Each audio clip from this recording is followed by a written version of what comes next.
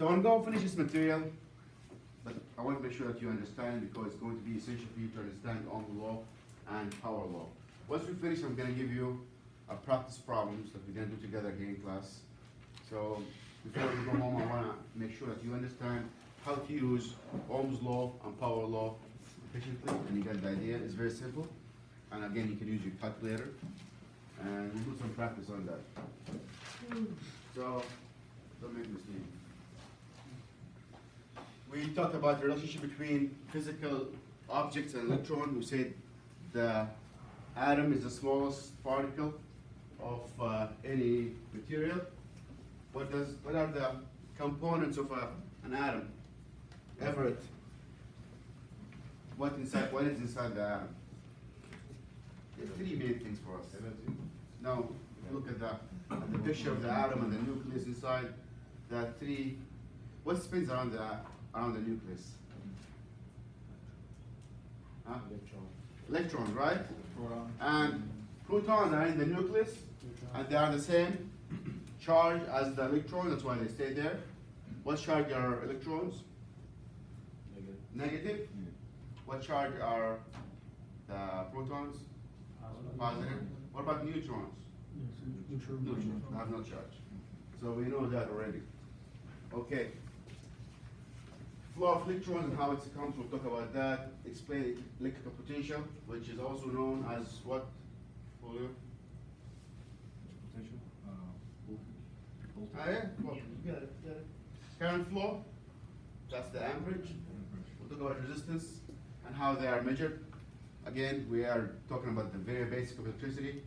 We're not going to go into waves or other things or signals. We're just going to do the basic thing for wiring, so we understand what's happening. Power. Can somebody tell me what is the difference between power and energy? Brad. Power. You got it. Power is like the force required.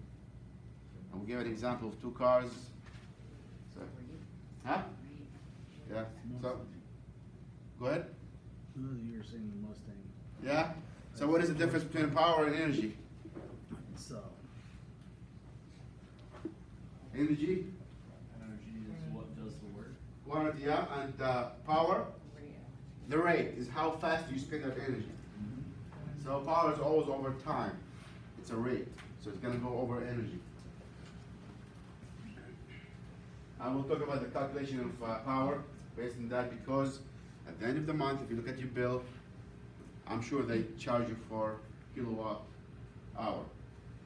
So watt, again, is unit, goes over time. Resistance, what is the unit of resistance, Jose? The unit of resistance. Don't look. Huh? Ohms, perfect. We'll talk also about something called the seasonal energy efficiency ratio. Static electricity. What is static electricity? Tashi. It's produced from friction. Friction. We cannot use it to generate electricity because there is no flow. There is no flow, it's a charge. Like the balloon that you rub and you put it on the wall. Like also we talked about lightning, how it's static electricity going between clouds. We talked about also volts, voltage makes a difference, electromotive forces, which is also another name of voltage, and watt. Electrical energy, we can use electricity to maintain our desired temperature. Then for our HVAC purposes, we use electricity for most of our purposes, mostly cooling and heating, and control as well.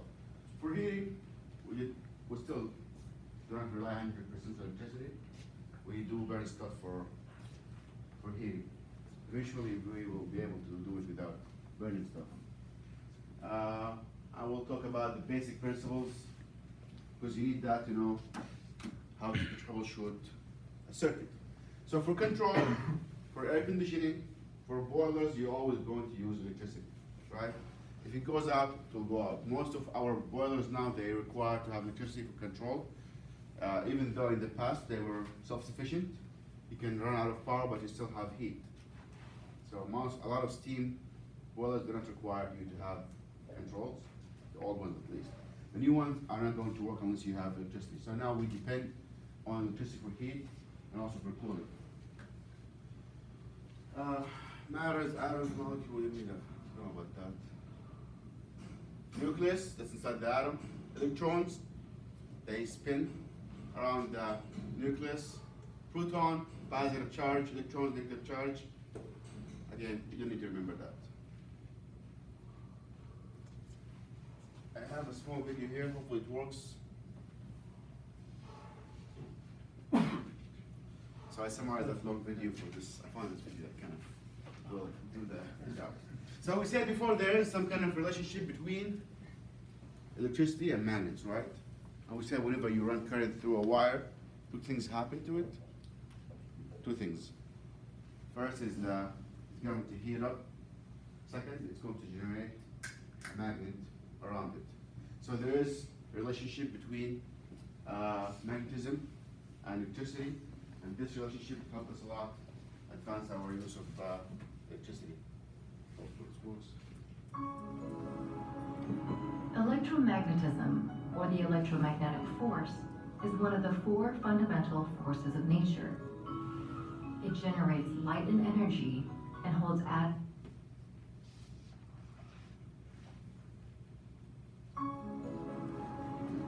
Electromagnetism, or the electromagnetic force, is one of the four fundamental forces of nature. It generates light and energy and holds atoms, matter, and the world as we know it together.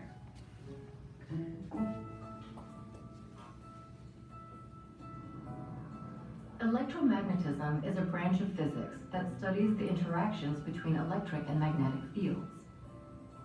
All matter has an electric charge, which can be positive, negative, or zero. Opposite charges attract, while like charges repel.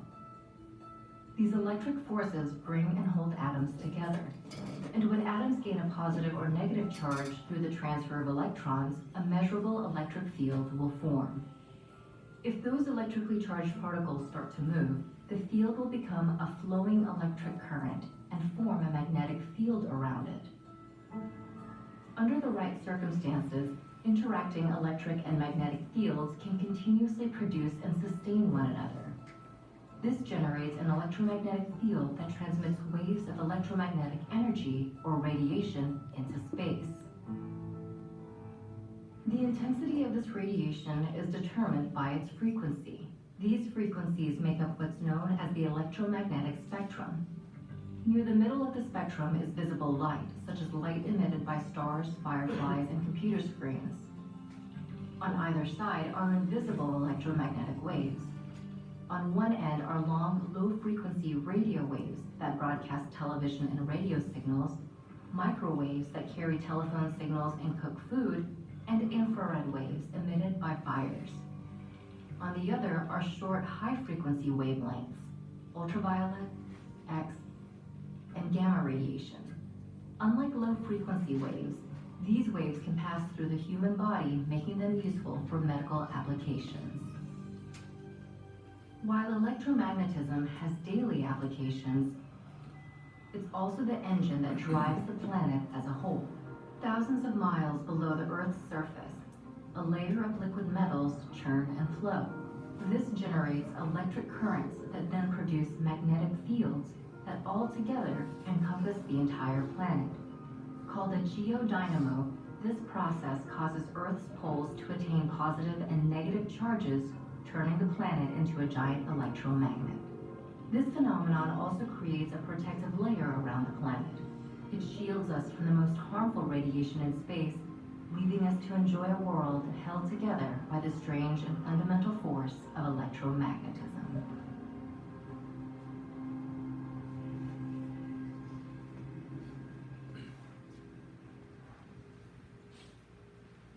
Okay, so in a nutshell, you see how there's a relationship between magnetism and current, and it has something to do with the rotation of the Earth and the core generate and electromagnetic on the earth. So the same thing with a motor rotate. If you have the right poles, you can generate current. And this has been used since the beginning of the century to generate electricity and keep it flowing. And we saw also how the electrons can be moved through the atoms from one place to another and provide current. So again, talked about the atomic structure and how there is sometimes different number of electrons in every orbit. We said the law of charges, that two charges that have the same charge, they will repel, and the positive and the opposite will attract. So also keep that in mind. Same thing with magnets. North attract to south, and north will repel north. And if you cut a magnet, again, it will repel itself.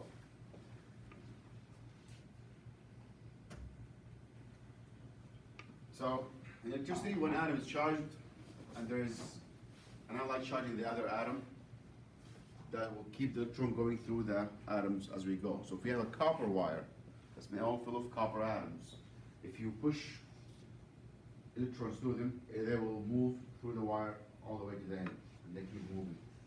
And again, electricity is energy. The more energy you produce, the better. We saw also in the video that they produce electricity using big turbines. Look in a power plant, right? Turbines? No, yeah. What do you use? For what? You guys, you work in a power plant, right? I work at Smith & Wesson. Okay. So there's also power plants where we have turbines which will rotate. So you think rotation has something to do with electricity. Wind turbine, the same thing. The rotation is a magnet being pulled back and forth to generate electricity. So we saw the law of electric charges. What about photovoltaic cells? Is there anything rotating? No. What are the 4 ways to generate electricity? Josh, give me one. So, somebody? Static. Friction, Chemical. chemical, Electromagnetic. mechanical, and thermal. Okay? So let's think, which one is photovoltaic? Those boards we have there, out of those 4. It's not thermal, right? It's chemical, it's like a battery. So you have a wafer, a slice of silicon, copper wire, and the silicon, different material. As the sun hits it, it will react to the photons in the light and start to generate electricity. It's very small, but again, it got much better and better. And we're trying to capture all the photon and light energy and translate that into electricity.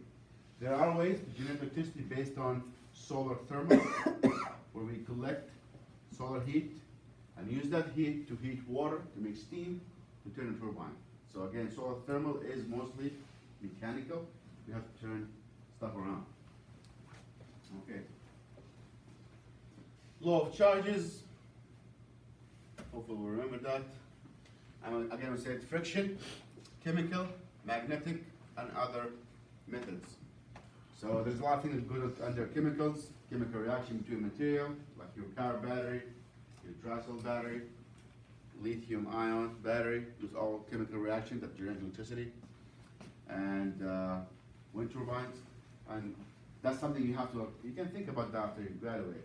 There's a lot of need for technicians who work with, on wind turbines or install solar panels, and you have basic electricity with you, so you can get involved in that. It pays very well because you can go and survey fields. So think about energy.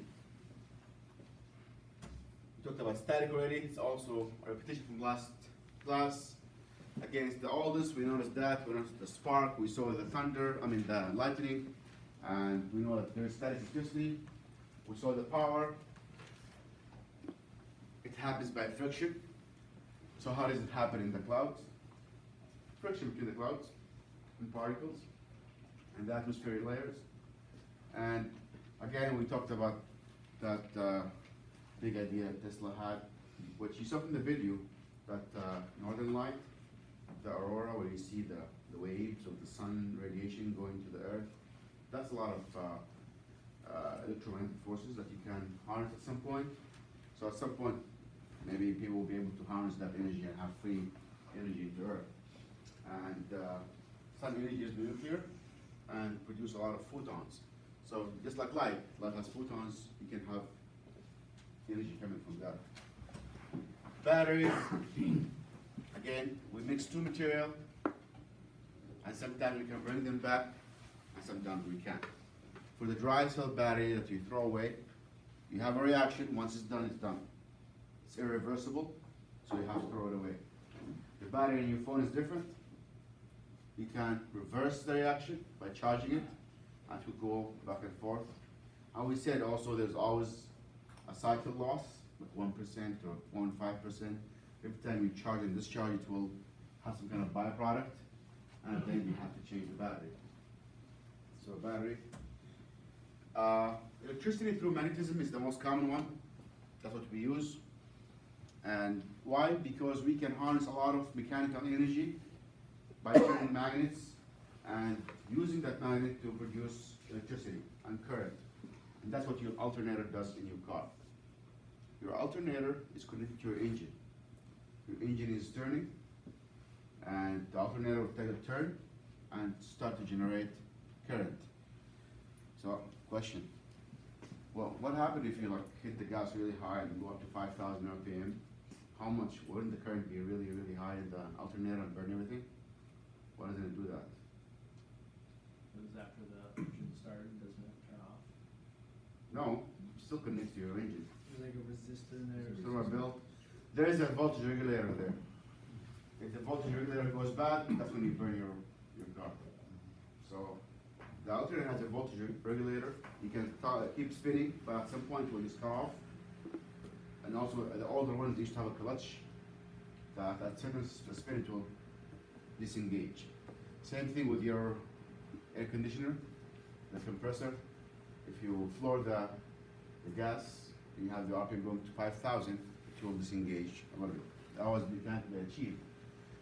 So for mechanical, we have conductors and magnetism. And we said there are two materials that when they interact with each other, they make a magnet.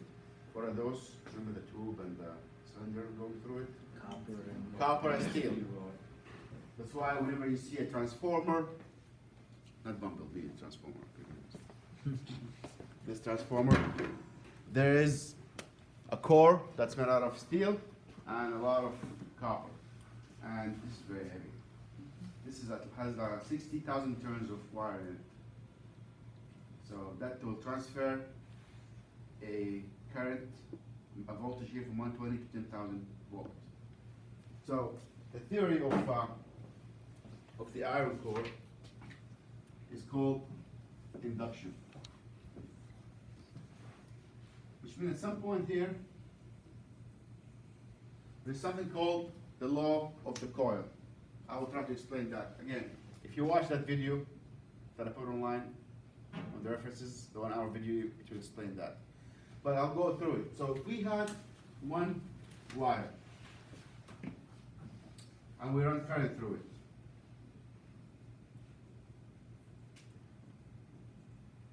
there will be a magnet going through it in this direction. This is south, this is north, south, north, and so on. It's called the left hand rule.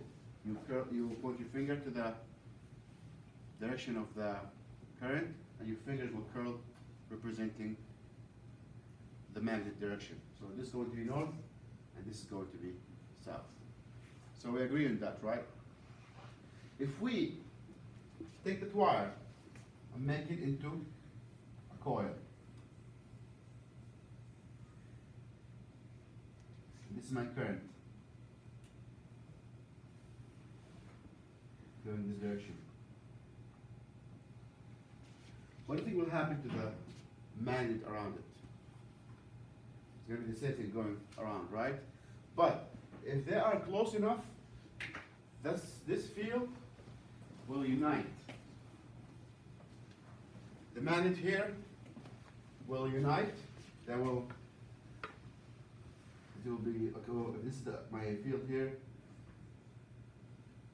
At some point here, it will become one big magnet with north and south. Those little loops going to unite. They're not going to interlock. they will just unite. And until it comes out from here and becomes north and south. So here now I have a domain of a nice magnet just by coiling.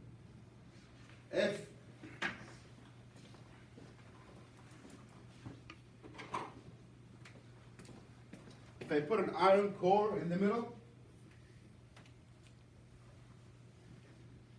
this will intensify significantly. It just does. Somehow it makes mainstream and become very strong magnet. So this is what happens here. If we have a current going through this wire, and we have an iron core in the middle, even though it's not touching, that's the whole thing, it's not touching. It will go around, and the field of north and south will go through this magnet completely. It's going to be south, and this will be north. Completely magnetized. If we reverse direction, you will reverse the magnet as well. So now this is called induction.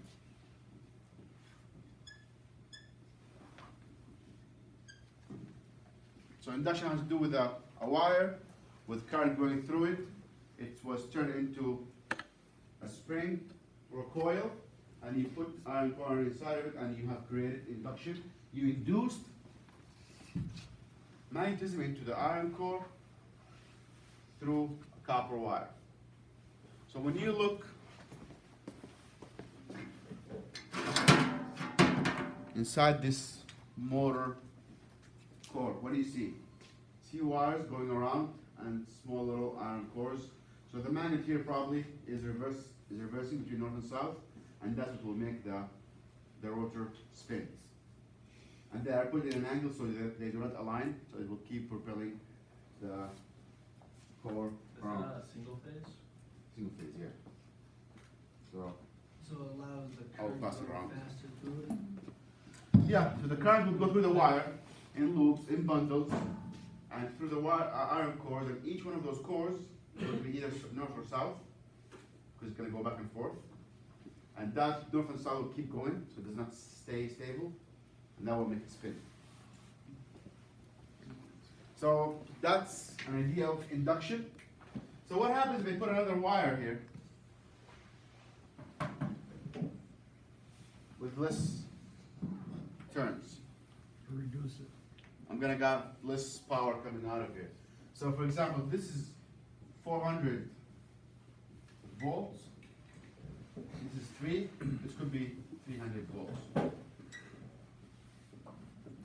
So that's sort of like a transformer? Yeah, so I'm tapping into the magnetism, and again, it's induction, and I'm getting that out.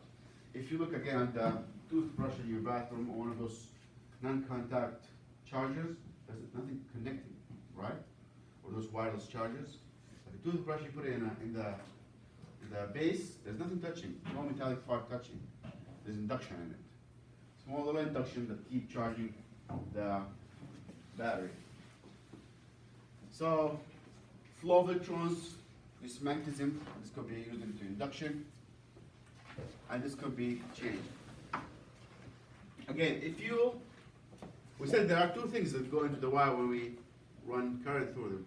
Magnetism, we use that, and also temperature. It's going to heat up.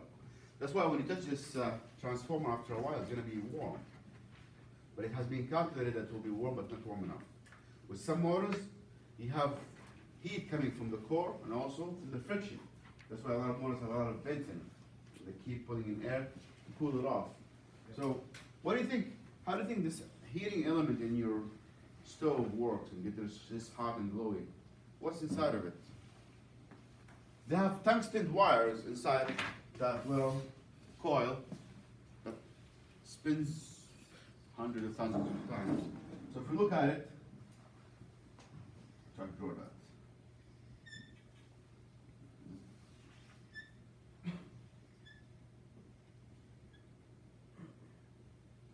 So this is kind of what you see in your stove, a lot of it. I know it's bigger.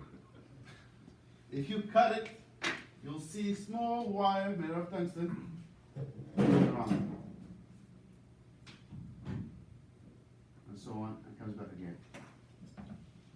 Very, very small. It looks a lot like what you see inside the light bulb.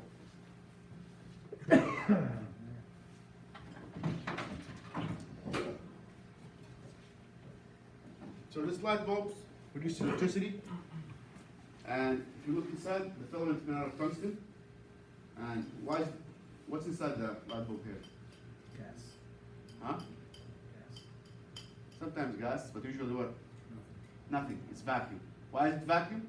The air flows, or electricity flows through air. Okay, Yeah. kind of. But what else? That's resistance. What else? Corrosion. Okay, one thing. What else? Gas in here. So did you even break a light while it's running? Yeah. What happens? That breaks. So, You right? see what it was running, then we break the glass. What happened that instant second? Does it go really bright? Yeah, Then it goes, oh, yeah, it flashes. Why does it flash? Is The filament tungsten get burnt. I was going to use. So the reason it's vacuum, so it does not burn. To combust something with burn, you need what? air? Air. And this will take all the air of it, so it does not, it will glow without burning. I love this bulb. It's very bright. Very good. And to me it's hot. So, So how'd they do it at first when Huh? the light bulb was first made?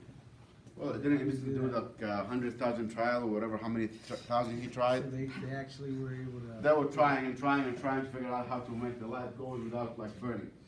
It took a lot of time. So how'd they vacuum it though? Huh? Sort of, how'd they vacuum it back then? From vacuum pump. They pulled air, syringe, and they tried many times. They heated the air, they pulled it out. There are many ways to do it. That's why it's also very fragile.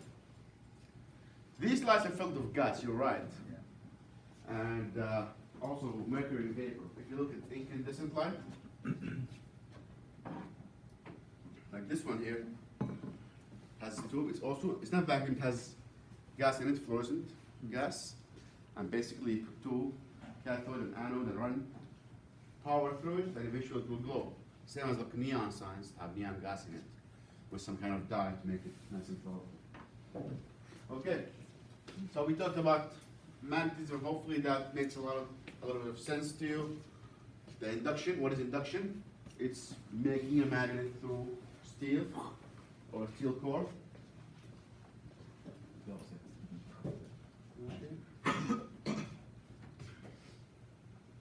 Conductor, material that conduct electricity. Example, metals, copper, gold, iron.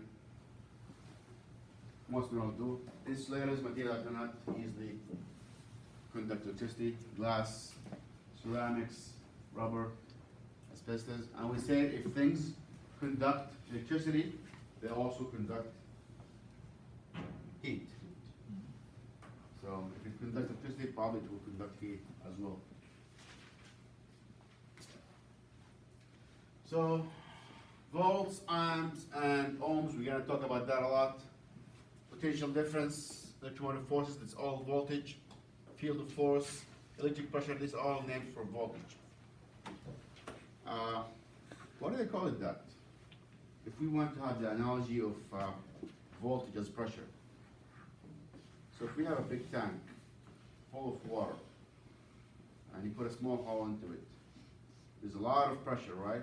Because the tank is huge. But the hole was in the flow and the current you come in and taken out of it. So it's a good analogy to compare water pressure to voltage, current to water flow, and resistance to the size of the hose. Small hose, high resistance. Big hose, low resistance, a lot of flow. How fast do you empty that? So voltage is the first thing, and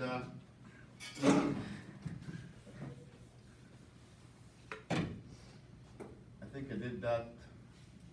Let's go and do it again. So this is voltage, volt, resistance,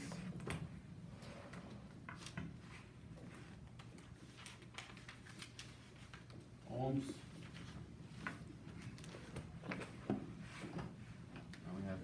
voltage. Sometimes they put this as I. I've seen I. For volt, I've seen E. I've seen P. It's confusing because power is P. But again, it's always volt, and the unit is always amps, amperes.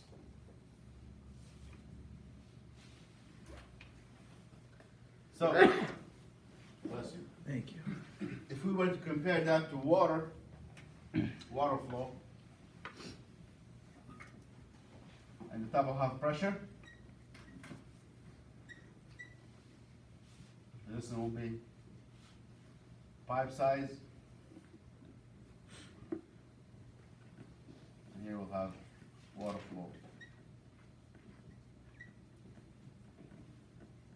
It's easy to try to visualize water because the test you don't see. You have to imagine what's going on. You don't see it, you don't feel it, you don't hear it. So it's really tough. But with water, you can kind of visualize it more. And if you're a visual person, probably you would like to know what's happening. So when we have a circuit, again, let's think again about a circuit. If you need to have a source of potential or difference. If there is no pressure, if there is no water pressure coming from the municipality to your house, no water will flow into your house, even though there are water in the pipes, right? So you can open the faucet, there is water, but nothing. You have to like maybe pull it or vacuum it, but it's gonna be, there is water, but it's not flowing because there's no pressure. If one of the pipes is broken, you're not gonna get any flow because it's gonna go into the broken area, kind of like having a short. If you cut that wire, there is no flow anymore. If you have no resistance or use for the water or faucet to open, nothing, you're not going to notice anything. You're not doing any work for that water. So for a basic circuit, we need three things. Source, that's for the voltage. Then load, resistance, and path, which is also circuit. What's this? That's for current.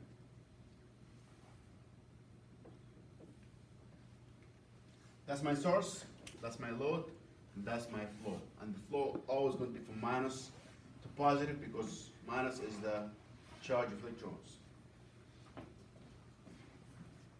Make sense a little bit? Yeah. Clear? Okay. And the same thing here, we have a generator instead of a battery. So this generator will provide power. It could be either DC or AC. We didn't get to that yet. We'll think about it at some point. So current flow, we can have flow, can have volt flattening, static electricity, or electron flow from a generator. But those things, they don't give you a lot of flow, they give you a jolt. It's not continuous. Electron flow through a generator is continuous because you keep adding and changing a lot of electrons.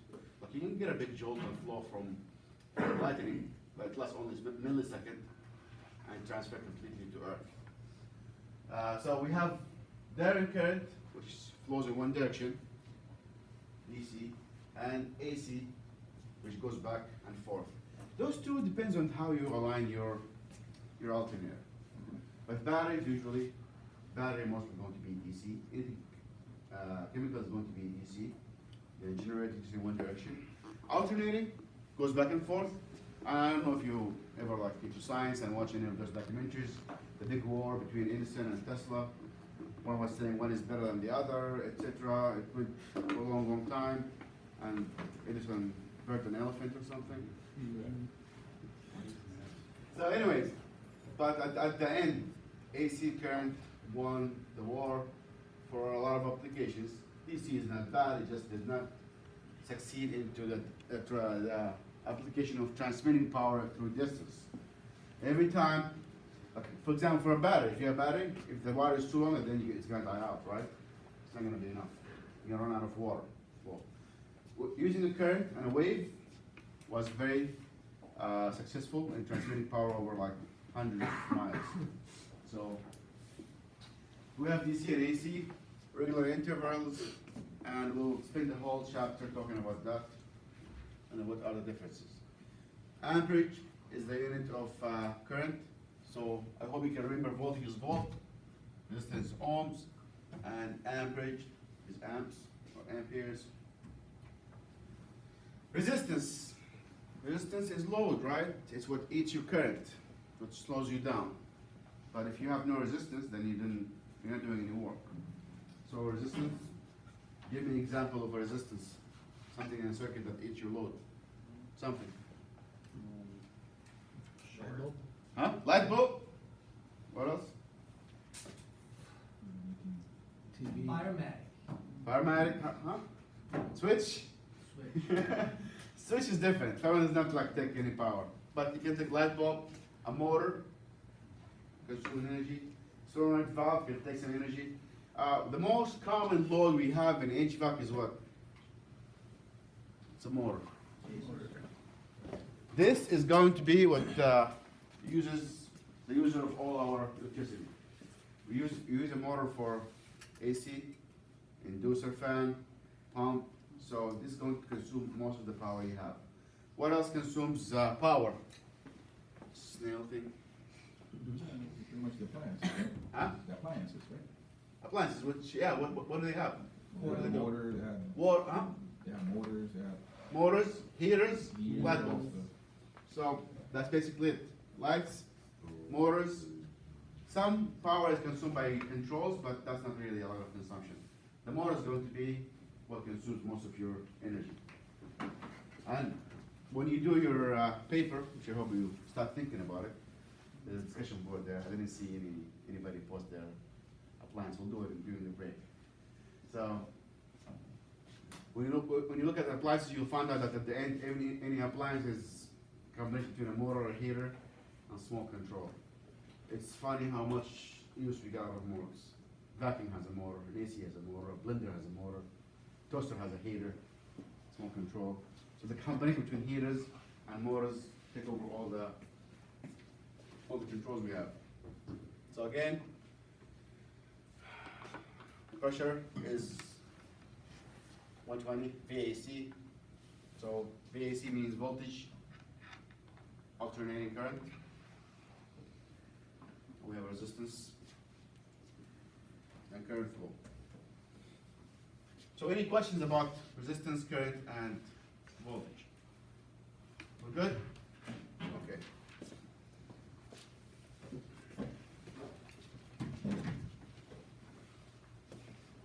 How long is the video? 38. Okay, stop it.